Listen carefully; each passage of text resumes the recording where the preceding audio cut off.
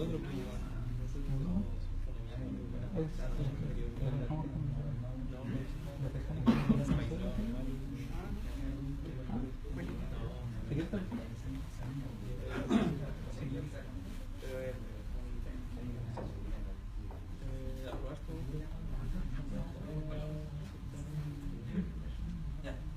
Ya chicos, ahora los dejamos con Nicolás Valenzuela, que les va a hacer la charla de seguridad del malware WannaCry. Así que los dejo con él. Al final les pregunto.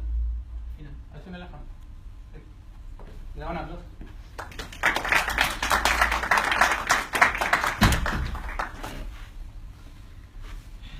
Bueno, hoy un buen día. ¿Saben por qué un buen día? Sí, que tengo ropa nueva. Bueno, decidí hacer esta charla porque encuentro que WannaCry es uno... ¿Sí? Ah, perdón, ¿escuchan ahí atrás? ¿Se escucha ahí atrás? Sí. ¿Sí? ¿Sí? Ya, muy bien. Bueno, yo decidí hacer esta charla porque encuentro que WannaCry malware, ha sido uno de... En el último tiempo, respecto a ciberseguridad, ha sido uno de los temas más relevantes que ha atacado alrededor del mundo. Agradezco también que el grupo de ciberseguridad de estas instancias, ya que la universidad, bueno, en todos lados en general, se toma muy a la ligera el tema de la seguridad. En verdad, algo que tenemos que ya dejar de pasar por alto, porque ahí es donde se producen la mayoría de los problemas, en empresas, en instituciones, etc. Entonces, ya con eso me presento. Mi nombre es Nicolás Valenzuela. Soy estudiante de Ingeniería Civil Telemática. Actualmente memorista y en la misma memoria analista de malware. Soy un ex coordinador del LabCom, del Laboratorio de Computación del Departamento de Informática, que se encuentra en el sótano ese. Bueno, puse esta certificación del MIT, ¿verdad? Encuentro que es como uno de los grandes logros que he tenido, porque ya saben que la universidad nos da poco tiempo para hacer cosas extra. Generalmente las certificaciones es difícil terminarlas cuando tenía otros ramos que estudiar. Entonces esta fue una de las primeras que terminé y por eso la pongo. Soy un atleta de parkour, me encanta ese deporte y la filosofía que conlleva. Y además soy un amante de los animales, como ya muchos sabrán.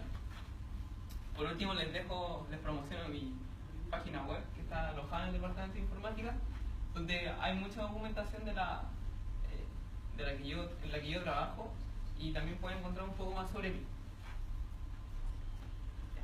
Para que hablemos el mismo idioma, voy a definir un par de conceptos. En verdad, no asumo que todos sepan lo que es a lo mejor un malware o un zero day, así que partamos por eso. ¿Ya? ¿Qué es un malware? Un malware es una secuencia de códigos que generalmente tiene efectos maliciosos en una máquina en la que se ejecuta. Los malware generalmente pueden llegar a una máquina de distintas formas, ya sea porque se hacen clic en elementos maliciosos de la red o porque se conecta un pendrive y esto. Los malware al fin y al cabo son clics, ¿ya?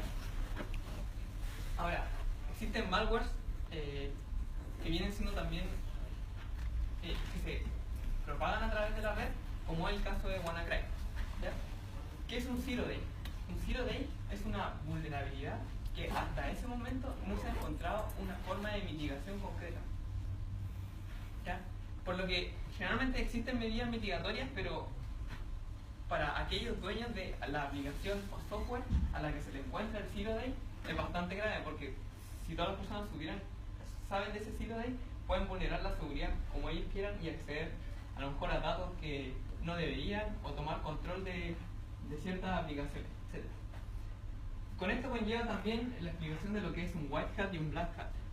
Un white hat viene siendo aquel ethical hacker que cuando descubre una nueva vulnerabilidad, generalmente la avisa a aquella empresa de la cual encontró la vulnerabilidad, ¿ya? A diferencia del black hat, que cuando se encuentran vulnerabilidades, ciertos software o aplicaciones, ellos generalmente la usan para sus propios propósitos. Entre ellos también se encuentra un término que es grey hat, pero que en verdad es como el amarillo, digo yo, porque cuando encuentran vulnerabilidades o la pueden develar al mundo y avisar a aquellas autoridades correspondientes, o pueden usarla para sus propios beneficios, ¿ya? Bueno, lo que la día hacen generalmente. Entonces, partamos por lo que sucedió. Ya, WannaCry fue uno de los malware que impactó al mundo en su momento, y ahora les voy a explicar cómo sucedió este acontecimiento. Entonces, el viernes 12 de mayo del 2017, de este año, la compañía telefónica fue víctima de un ciberataque desencadenando un ransomware. ¿Qué es un ransomware? Un ransomware es un malware que se encarga de encriptar los archivos de una computadora y pide una recompensa en bitcoins, generalmente, para poder recuperar los archivos. Es decir, tú pagas en bitcoins y ellos te dan, o los autores del malware te dan la llave para poder desencriptar tu archivo. Ahora, personalmente, yo no creo que sea como la mejor medida tener que pagar para que se encripten tus archivos, porque nadie te asegura que realmente te los vayan a desencriptar, ¿ya? Y pasa muchos casos. Ahora, Telefónica no fue la única empresa que fue atacada en este día, sino que varias empresas alrededor del mundo fueron atacadas, varios nodos. Pero Telefónica, hay que reconocer por el valor que tuvieron, que fueron de los primeros que asumieron que fueron atacados y le dijeron al mundo: oigan, prepárense porque ustedes también pueden ser atacados. Entonces el CCNSERC, que es el Centro Criptológico de España, libera ese mismo día un comunicado indicando la propagación del malware y dice que está relacionado con los exploits que liberó el grupo Shadow Brokers, hackeados a la NSA. Primero, Shadow Brokers es un grupo de hackers y la NSA es la Agencia Nacional de Seguridad de Estados Unidos. Shadow Brokers hackeó a la NSA, en realidad robó las herramientas de espionaje de la NSA, y WannaCry utilizaba estas herramientas para propagarse e infectar las computadoras. Entonces, ya este día comenzaba uno de los días más ajetreados en lo que es la ciberseguridad en todo el mundo, porque a pesar de que hasta el momento existían parches, muchas empresas seguían vulnerables a dicho ataque.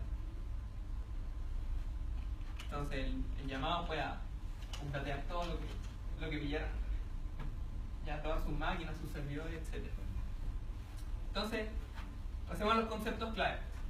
Tenemos el dropper o WannaCry, que vendría siendo la parte del código que se encarga de la propagación del malware a través de la red, y esto lo hace gracias al protocolo SMB de Windows. Ya voy a explicar con más detalle esto en la siguiente slide, así que no se preocupen. Y el otro exponente vendría siendo Eternal Blue más Double Pulsar, que es el combo, ¿ya? Que se utiliza, que fue la herramienta que robaron Shadow Brokers a la NSA, ¿ya? Ahora vamos paso a paso explicando cada uno de estos componentes. Primero tenemos Eternal Blue. Eternal Blue es un exploit. ¿Qué es un exploit? Un exploit es una secuencia de códigos o en realidad de instrucciones que explota una vulnerabilidad específica. En este caso, explotaba el SMB de Windows.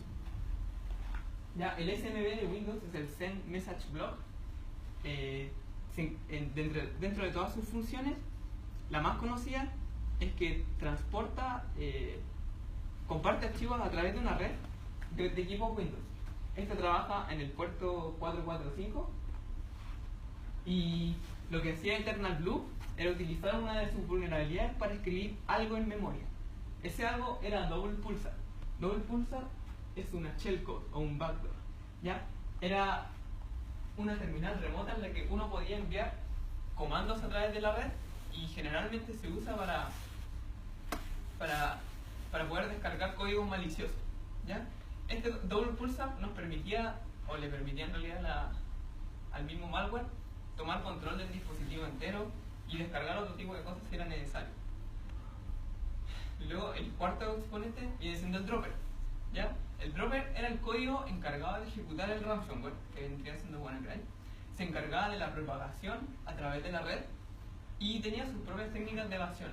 Cuando hablo de técnicas de evasión, refiero que tenía sus técnicas mitigatorias ante los analistas de malware. Es decir, generalmente, cuando uno quiere analizar ciertos virus, toma dichos virus y los pone en ambientes de prueba. Pero una de las características del dropper es que podía reconocer cuando estaba en un sandbox o en una máquina virtual, por ejemplo. Voy a explicar un poco más detalles esto después.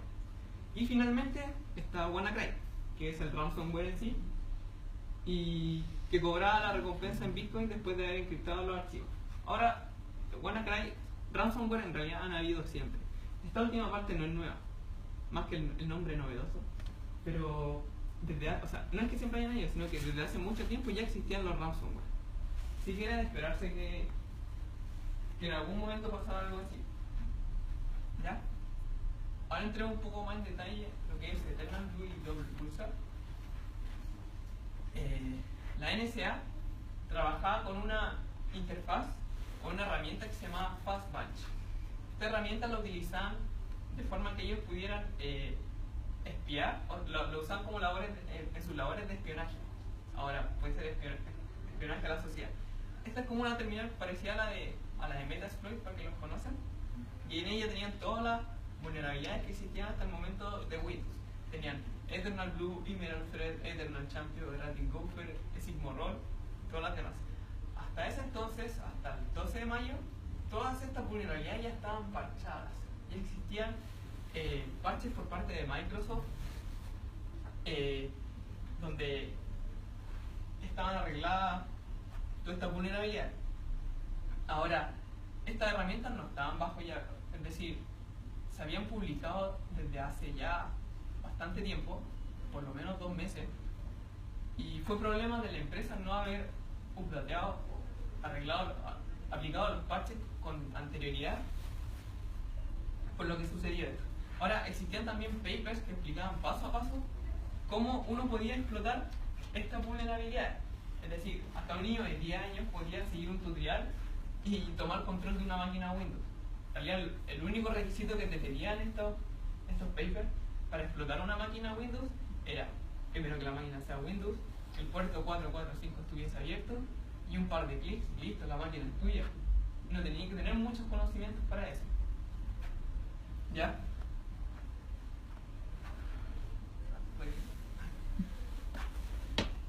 Hablemos del WannaCry. WannaCry es el mismo ransomware, ya que encripta el archivo. Cuando WannaCry se ejecuta en una máquina, esta es la pantallita como el pop-up que te aparece, dice, oops, your file has been encrypted. Entonces ahí te da ciertas opciones y te dice cuánto tiempo, como casi de vida te queda antes de que tus archivos los perdáis para siempre, y te da un tiempo antes de que podáis hacer tus pagos. Creo que hasta al 16 de mayo los autores de WannaCry ya habían ganado 73 millones de pesos solamente por la propagación de este, porque mucha gente le pidió que iba a desencriptar su archivo, muchas empresas. ¿Ya? Ahora, la encriptación que usaba WannaCry era AES, 128 bits, y lo que hacía era generar un par de llaves, una pública y una privada, y encriptaba todos los archivos con la llave pública y la llave privada la borraba del sistema. Pero hasta ese momento, en la desesperación, ya todos pensaron que estaba todo perdido. ¿Pero había una forma de recuperar su archivo? Sí, te lo voy a explicar después. Veamos la estructura del ataque. Tenemos el paciente cero, que es el que está en medio. ¿Ya? Como había mencionado, generalmente uno se puede contagiar de un malware debido a distintas cosas, ya sea por pendrives o por clic en páginas maliciosas con enlaces maliciosos. Y en este caso, el vector de ataque fue el phishing. ¿Ya? Para hacer un ataque phishing generalmente se requiere de un poco de ingeniería social, es decir, de engañar a tu víctima haciéndole creer que le estás enviando un correo verdadero, como los típicos correos que realmente te llegan de PayPal, diciéndote que sus datos han sido como vulnerados y debería como revisar la cuenta. ¿Ya? Entonces, la persona que descargó el phishing, o sea, que recibió el phishing, descargó manualmente el virus y lo ejecutó manualmente en su computadora. ¿Ya? Ese fue el caso de Telefónica. Y cuando apenas tú ejecutas a WannaCry, primero lo que hace obviamente es encriptar tu archivo mediante el ransomware, y te sale el pop-up que te pide la recompensa para recuperar este archivo. Ese es el comportamiento típico de un ransomware que está a mi izquierda. ¿Ya? Y a la derecha, el comportamiento típico de un gusano, en el cual buscaba máquinas vulnerables para propagarse a través de la red y mediante el protocolo SNB infectaba a otras máquinas. ¿Ya? Y así continúa el ciclo. La pregunta, ¿dónde está la seguridad en la empresa? Generalmente la empresa gasta mucho dinero en la seguridad de ella misma y de sus datos. Pero hay empresas que solamente se preocupan de lo que está entre la misma empresa y el internet. Es decir, entre ellas ponen accesos y puertas de control, en los que van firewalls, IPS, etcétera, reglas de distinto tipo, para que no cualquiera pueda acceder desde afuera hacia la empresa, sobre todo a los recursos internos, donde existe alto control entre el firewall y bueno, el dibujito y los recursos internos. ¿Ya? El problema es que el vector de ataque más famoso es que si tú contagias a una empresa desde adentro, entonces no hay mucho que hacer a menos que la misma gente sea consciente de la seguridad. ¿Ya? Eso pasó en muchas empresas que al descargar el virus desde el correo, por ejemplo, de phishing, la infección partió desde adentro y ahí entre los usuarios y los recursos había bajo control. Entonces se expandió fácilmente WannaCry y empezó a contaminar todos los recursos de la empresa. ¿Ya? Ese es el problema principal. Ahora, yo les pregunto, ¿por qué las empresas no a lo mejor parchaban en su debido tiempo?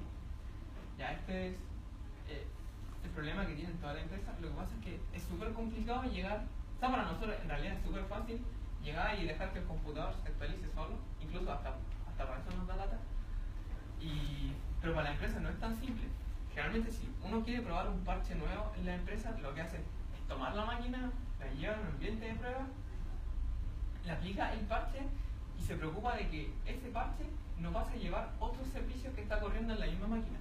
Porque esos servicios funcionan para ciertas actualizaciones de Windows, por ejemplo. Entonces, si tienen 1000 máquinas, es complicadísimo. Toma tiempo. Entonces, a lo mejor es normal pensar que ya no lo hagan un mes o 2 meses, pero este tipo de cosas pasan después. Y después andan todos llorando que contaminan sus máquinas. Hablemos del kill switch. El kill switch viene siendo el interruptor que apaga, por decir así, a WannaCry. En este caso, lo que hacía el dropper era preguntar si existía un dominio en específico en Internet. Esto era una de sus técnicas de evasión. ¿Qué quiere decir con esto? Lo que pasa es que, claro, como había mencionado adelante, el WannaCry podía detectar si estaba en un sandbox o si le estaban haciendo reverse engineering mediante este link. Si el malware preguntaba en la red si existía este dominio, si no existía, entonces se ejecutaba. En caso de que existiese, se ejecutaba. O sea, no se ejecutaba, ¿verdad? ¿Ya? Este es el método de evasión que tenía, debido a que cuando uno pone el malware en sandbox o en ambientes de prueba, generalmente le falsea todas las peticiones. Es decir, si el malware va a preguntar, esto es en realidad para saber si tiene algún contacto con algún servidor de control o otro tipo de cosas. ¿Ya? Ahora, para que quede un poco más claro, en realidad para que vean cómo funciona esto del kill switch, existían varias formas de detectarlo. ¿Ya?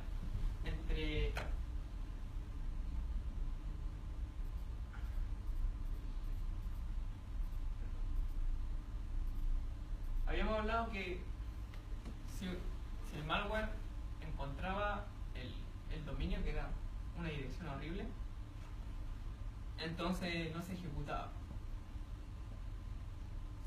Lo dije bien, ¿cierto? Creo que no. Lo digo no. Si el malware encuentra el dominio, entonces claro, no se ejecuta. ¿Ya? Si no lo encuentra, se ejecuta. ¿Ya? Entonces ese era como el punto débil al final de WannaCry.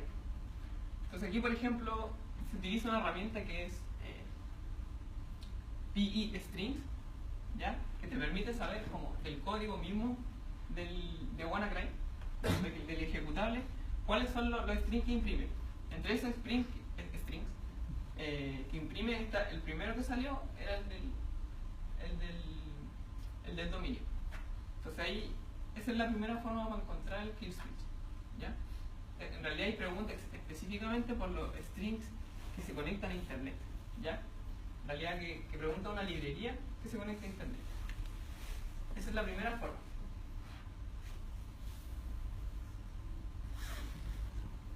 La segunda forma es utilizar wiretap, que es como lo más común en realidad cuando uno está haciendo análisis de malware. Ver las peticiones que hace el malware a internet, snifeándola.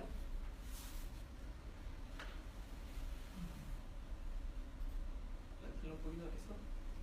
Entonces, aquí por ejemplo, en este paquete, claro, DNS, bueno, esta es otra máquina de, porque lo más probable es que estaba falseando un DNS, por eso tiene como DNS de destino esta máquina. Ya, entonces le hace una petición de este tipo y a esta página, que es, claro, nuestro kill switch. Ya, y pregunta si existe.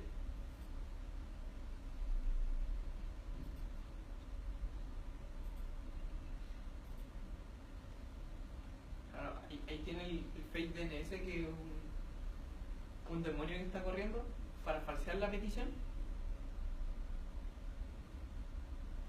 Él le está respondiendo al mismo malware.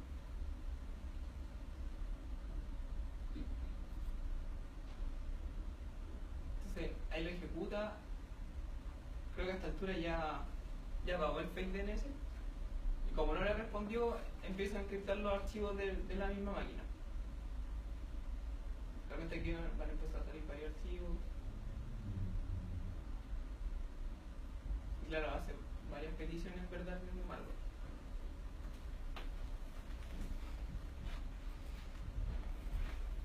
Y ahí salió el pop-up. Claro, si uno se pone a indagar aquí en los mismos archivos de la computadora, se da cuenta que está todo encriptado, la mayoría. Y el último método era hacerle debugging al mismo malware. Uno podía, bueno, debugging es la forma en que ustedes pueden ver las direcciones de memoria y las instrucciones del malware. Y entre ellas, aquí el usuario buscó por los strings que imprimía. Y claro, dentro de todos los strings, y en el último está el dominio. ¿Ya? Esa era la última forma de encontrarlo.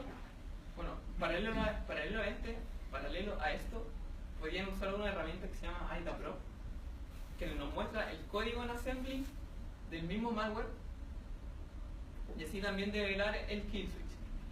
Aquí se puede ver con más detalle porque sí, en el mismo código assembly te decía que sí, si no existía el dominio al cual preguntaba, entonces saltaba a todo el resto de instrucciones donde ejecutaba el malware, lo que es la encriptación de archivos, la llamada a la librería para propagarse a través de la red, de SMB, etc.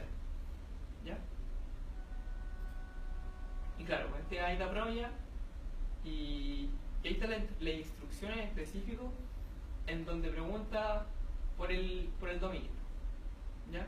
Bueno, aquí nos asumo que todos sepan assembly, pero se supone que si no encontraba este dominio, entonces saltaba al conjunto de instrucciones para ejecutar el malware, y si no, simplemente no hacía nada. ¿Ya?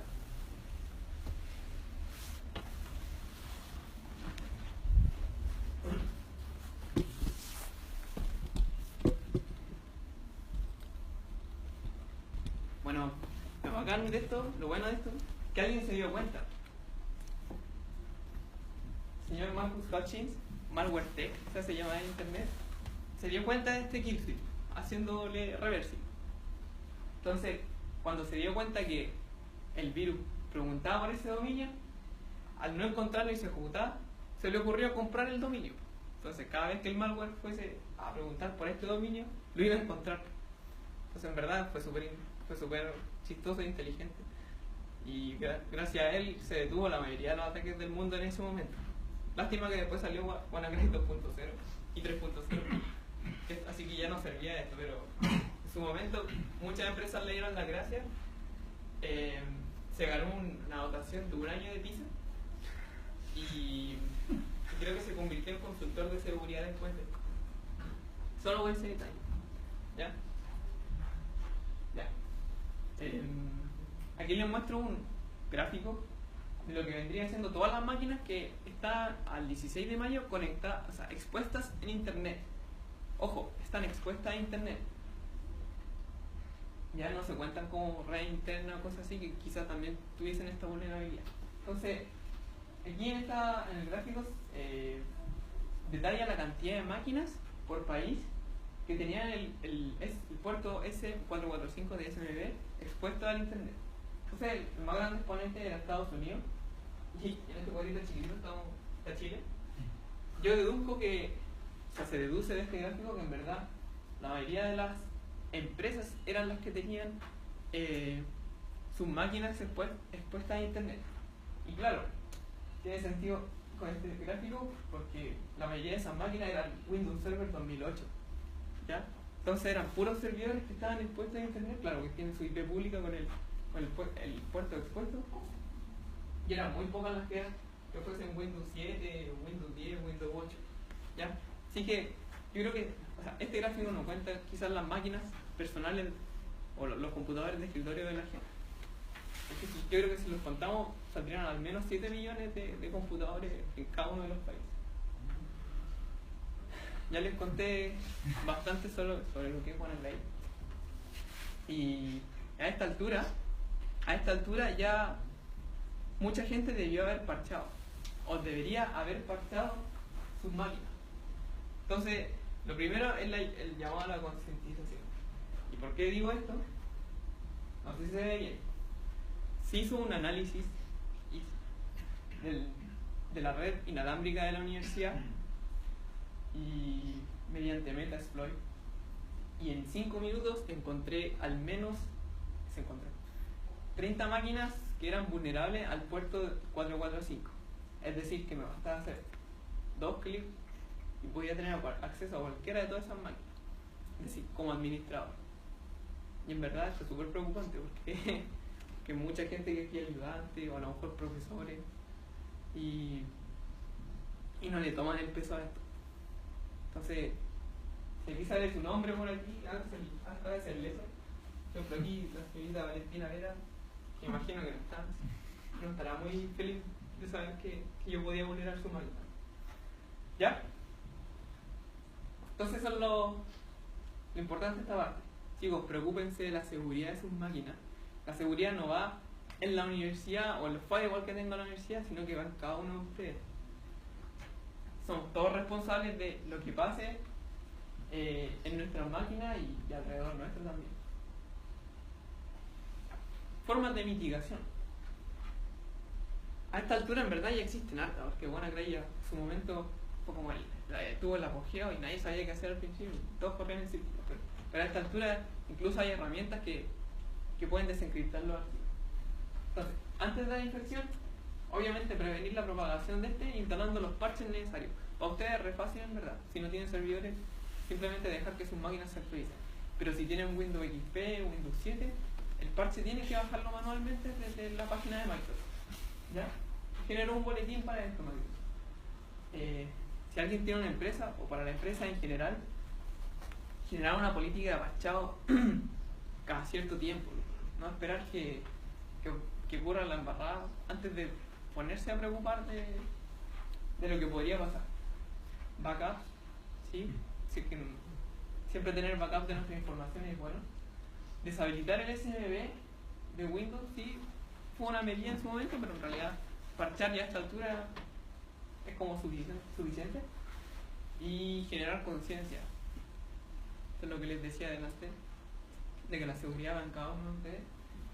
Y si ya se infectaron, por no hacer caso a las primeras instrucciones,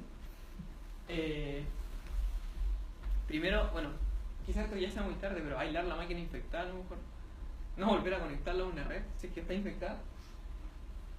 Existen herramientas actualmente, WannaKey y WannaKey. Lo que hacen estas herramientas desencripta la mayoría de los archivos de tu computadora. Lo que hace es que cuando se generan el par de llaves pública y privada, lo hacen a través de la generación de dos números primos random. Ya estos números lo utiliza para generar estas llaves, pero por errores de programación de los mismos creadores del malware, ellos no se encargan de liberar el espacio que hay en la RAM. Entonces, si tú no has reiniciado el computador después de que te infectaste, tú puedes recuperar estos números primos de la RAM y volver a generar la llave privada. ¿Ya? Ah, sí, reiniciaste el computador. La memoria RAM lo más probable es que se haya borrado esa parte, así que ahí ya perdieron. Ahora es interesante porque dentro de como todos los defectos de WannaCry, uno era que muchos, o sea, que había archivos que simulaba que encriptaba. Porque existen archivos en Windows que son de solamente lectura.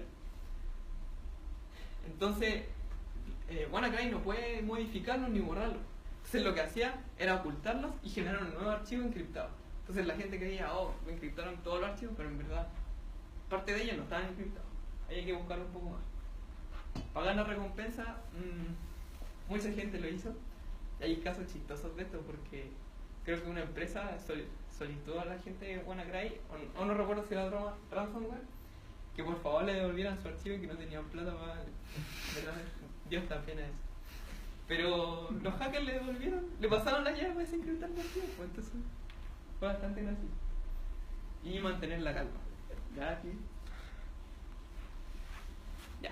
En realidad, yo tenía un demo preparado, pero ayer el computador murió. Explotó. Así que me limité a tener un video, ¿no? Supone que ya aquí se ejecutó WannaCry. Tenemos dos máquinas virtuales que son dos Windows Server. Y así es como ocurre el suceso después de ejecutarlo manualmente. Lo que debiese pasar es que, claro, la otra máquina también se contagia debido a cómo está funcionando esto.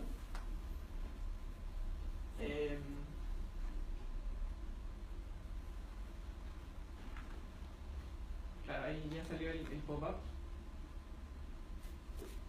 Ojo, no está instantáneo. Igual da tiempo porque todas las otras máquinas empiezan a morir. Te ponen bonito wallpaper.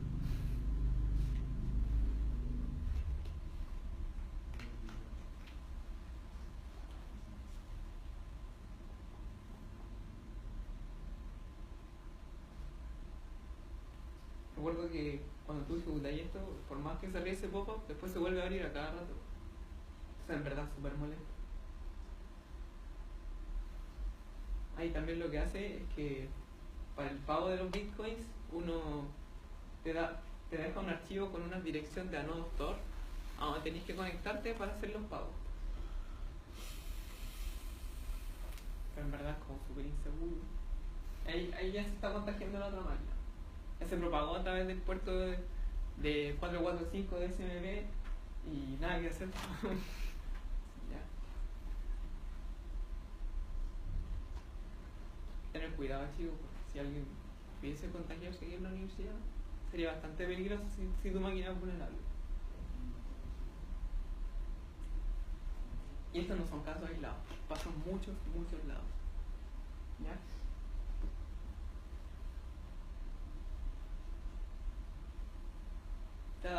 Murió, hombre. Está ahí.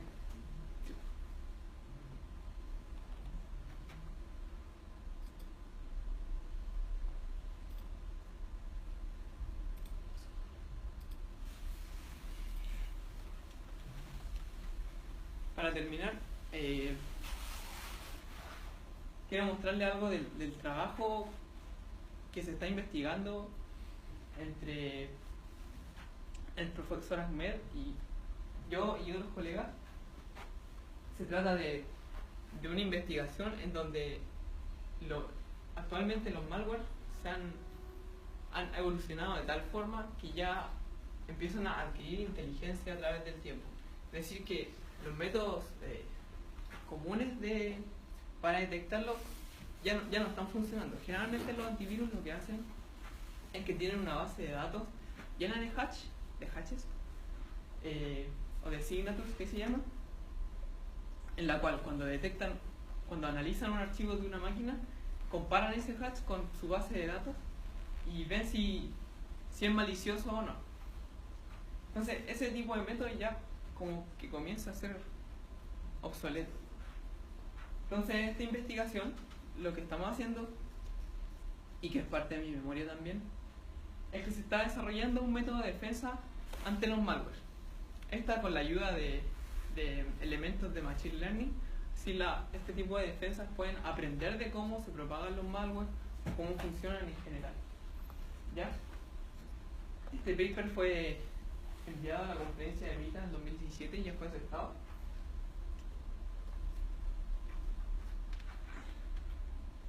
Y por último les dejo las referencias de todo lo que es la charla. Doy las gracias a un civil informático que me ayudó harto con lo que es esta investigación, porque él hizo una parecida sobre WannaCry y me provió de harta información. Le envié el día, por si acaso. ¿Ya? Les doy las gracias, chicos, por haber venido.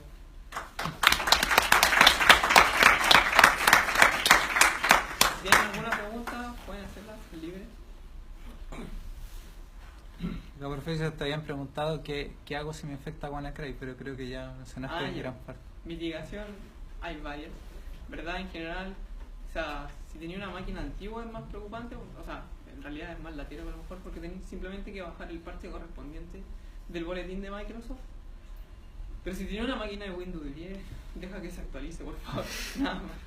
Y si es necesario, desactiva el protocolo SMB si es que no lo estoy usando, pero si en realidad ya tenía el parche aplicado, no hay para qué desactivar. Eso. ¿Sí hay alguna otra pregunta? Sí.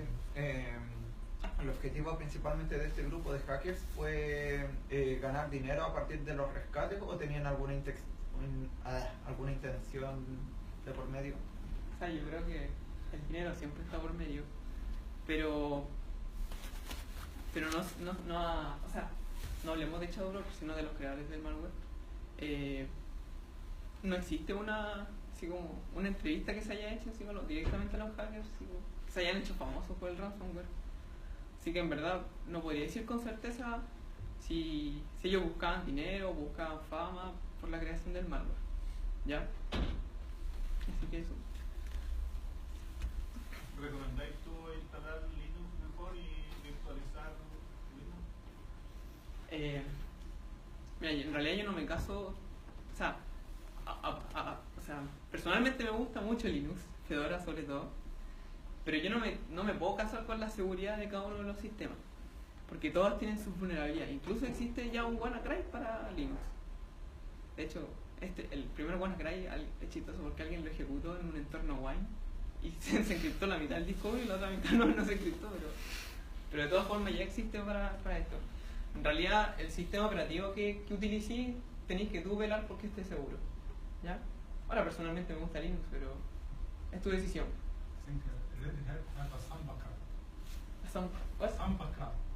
Samba Cry, cierto.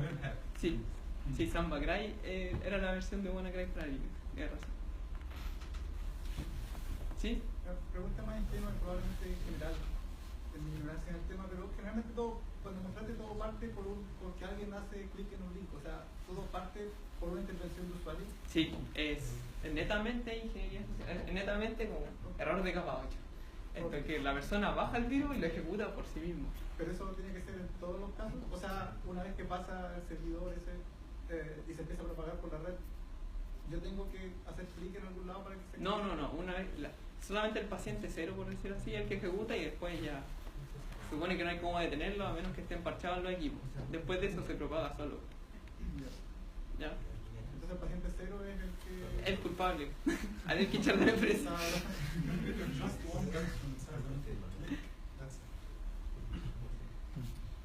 ¿Sí? ¿No hay preguntas en Facebook? Sí, ya la respondiste, pero me preguntaban si Mac y Linux en general son vulnerables, OS X. OS X no lo mencionaste, no sé si será. No estoy seguro si existe una versión. Yo creo que sí, pero... ¿Pero al menos WannaCry específicamente? Claro, debe haber un WannaCry específico para Mac, pero no estoy seguro de eso. Pero yo creo que a lo mejor Samba Gray podría ser que la haga más a esa parte, pero no estoy seguro. Claro. ¿Sí? ¿Otra? ¿No? No se peleen. ¿Ya? Muchas gracias, chicos.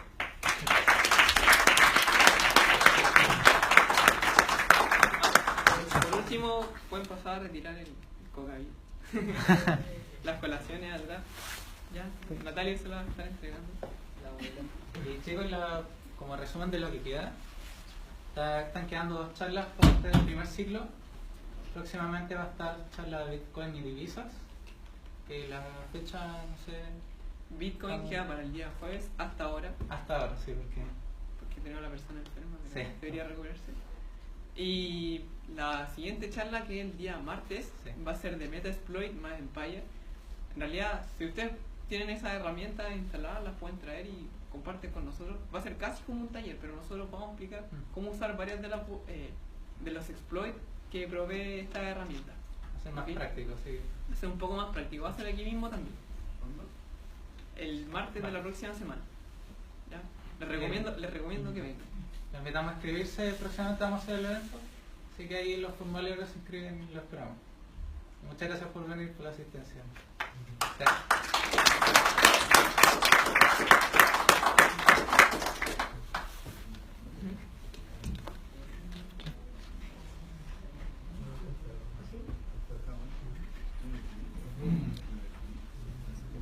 Bitcoin para el 29. No, pero entonces dijo. Por acá en los comentarios dicen. Ya. Ay, señor Matías, no.